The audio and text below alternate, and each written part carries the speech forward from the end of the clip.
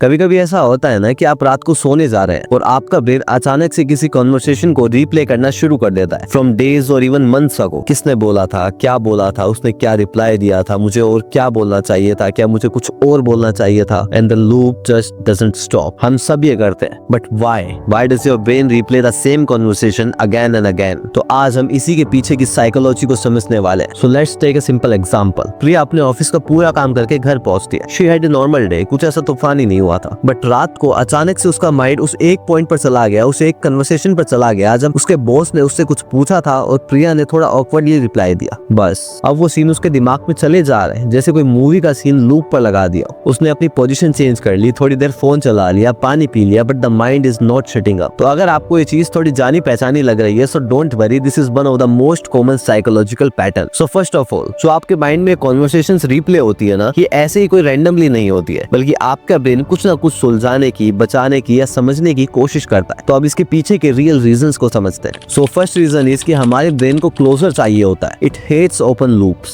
अगर कोई कॉन्वर्सेशन अधूरी रह गई है या फिर कोई चीज अनसेड रह गई है, कोई कंफ्यूजन है, तो आपका ब्रेन बार बार उसको रिप्ले करता रहता है to complete the loop. It keeps asking itself कि क्या मैंने सही किया, क्या मैं कुछ और बोल सकता था, क्या वो मुझसे नाराज हो गई। सो रिप्लेइंग इज ए वे जिससे हमारा ब्रेन क्लोजर ढूंढता है। Simple. Reason number 2 is social survival mode. ये तो हम सब जानते हैं कि ह्यूमन एक सोशल एनिमल है और हमारी पुरानी वायरिंग कहती है कि अगर रिलेशनशिप है तो सेफ होना चाहिए, वरना तो भाई सब डेंजर है। सो जब कोई कॉन्वर्सेशन अनकंफर्टेबल या ऑकवर्ड होने लग जाती है तो हमारा ब्रेन उसे एक मिनी थ्रेट की तरह लेने लग जाता है। वो उसे बार बार रिप्ले करता है, ये मेक श्योर करने के लिए कि अगली बार मैं एम्बेरस ना हो जाऊं। ये कोई पागलपन नहीं है, ये एक सर्वाइवल स्ट्रेटेजी है। So chill. रीजन नंबर 3 कि आपको ये बहुत पड़ी रहती है कि सामने वाला क्या सोचेगा। जिन कॉन्वर्सेशन को आप बार बार रिप्ले करते हो ना, उनमें मोस्टली वो लोग होते हैं जो आपके लिए काफी मैटर करते हैं। आपका ब्रेन बार बार उसकी बातों पर जाता है बिकॉज इट वांट्स रीएश्योरेंस कि कहीं मैं स्टूपिड तो नहीं लग रहा था, कहीं वो मुझे जज तो नहीं कर रही थी, कहीं उसको ऐसा तो नहीं लगा कि मैं ये नहीं कर सकता। So basically replay is emotional attachment plus fear of negative impression. Reason number 4 कि आप एक ओवर थिंकिंग पर्सनैलिटी है। कुछ लोगों का दिमाग नेचुरली एक हाई स्पीड कंप्यूटर की तरह काम करता है। उनका माइंड छोटी छोटी डिटेल्स को भी डीपली प्रोसेस करता है। ये लोग कन्वर्सेशन को रीएनालाइज करते हैं टू फील इन कंट्रोल। उनका एक सेट पैटर्न होता है कि पहले थिंक, फिर रीथिंक, फिर ओवर थिंक और फिर same pattern repeat. Reason number 5 कि आपके माइंड में कुछ ऐसे अनएक्सप्रेस्ड इमोशन है जो एग्जिट ढूंढ रहे हैं। कभी कभी कुछ कन्वर्सेशन ऐसी भी होती है जिनको हम अंदर ही अंदर फील कर लेते हैं, पूरा सिनेरियो इमेजिन कर लेते हैं, पर बाहर एक शब्द तक नहीं निकालते। तो जो इमोशन बाहर नहीं निकल पाते हैं वो आपके ब्रेन में अटक जाते हैं और आपका ब्रेन बार बार उन्हें रिविजिट करता रहता है। रीजन नंबर 6 कि आप मेंटली पास्ट को चेंज करने की कोशिश करते रहते हैं। काश मैं ये बोलता, काश मैं ऐसे रिएक्ट करता, काश वहां पर मैं होता। या आपके ब्रेन का तरीका होता है पास्ट का एक बेटर वर्जन बनाने का, ताकि वो प्रेजेंट में थोड़ा पावरफुल फील कर सके। सो रिमेंबर, अगर आपका ब्रेन बार बार किसी कॉन्वर्सेशन को रीप्ले कर रहा है, सो इट डजंट मीन कि आप वीक है या अनस्टेबल है। इट सिंपली मीन्स कि आपको क्लोजर चाहिए, क्लैरिटी चाहिए। और ये लूपिंग बिहेवियर उन्हीं के साथ होता है जो केयरिंग होते हैं या सेल्फ अवेयर होते हैं। जो लोग सोचते ही नहीं है उनके साथ ये क्या होगा। तो क्या आप ह्यूमन बिहेवियर के और सीक्रेट्स जानना चाहते हैं? क्या ये जानना चाहते हैं कि क्यों लोग एक सर्टेन वे में ही एक्ट करते हैं? तो इस वीडियो को लाइक करके चैनल को सब्सक्राइब कर लीजिए, क्योंकि आपके भाई को आपकी जरूरत है और इस दुनिया को सही नॉलेज की। Thank you very much.